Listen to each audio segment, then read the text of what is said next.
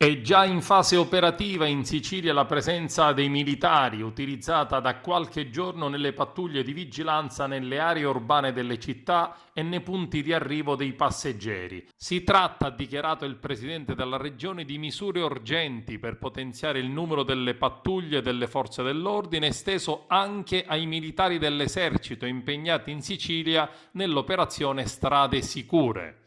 Il governatore ha poi firmato un'altra ordinanza che va oltre il decreto Conte, nella quale chiude tutti i negozi la domenica, ad eccezione delle edicole e delle farmacie, e vieta qualsiasi sport all'aperto anche individuale.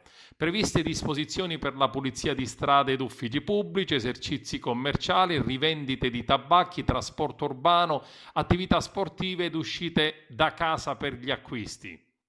Viene sancito l'obbligo da parte dei comuni di provvedere, qualora non lo abbiano già fatto, alla sanificazione delle strade del centro abitato, degli uffici pubblici e degli edifici scolastici. Area verde pubblico e parchi gioco verranno chiusi. Viene istituita una linea telefonica diretta solo per i sindaci dell'isola per le comunicazioni relative alla gestione dell'epidemia. Non sarà ammesso l'ingresso nel territorio comunale dei venditori ambulanti al dettaglio provenienti da altri comuni. Tutti gli esercizi commerciali attualmente autorizzati, ad eccezione di farmacie di turno ed edicole, dovranno restare chiusi la domenica. I sindaci potranno disporre la riduzione dell'orario di apertura al pubblico dei negozi, tranne di quelli che vendono prodotti alimentari e farmacie. Sui mezzi di trasporto pubblico urbano sarà consentito l'accesso ai passeggeri nella misura massima del 40% dei posti omologati, garantendo la distanza minima di 1 metro.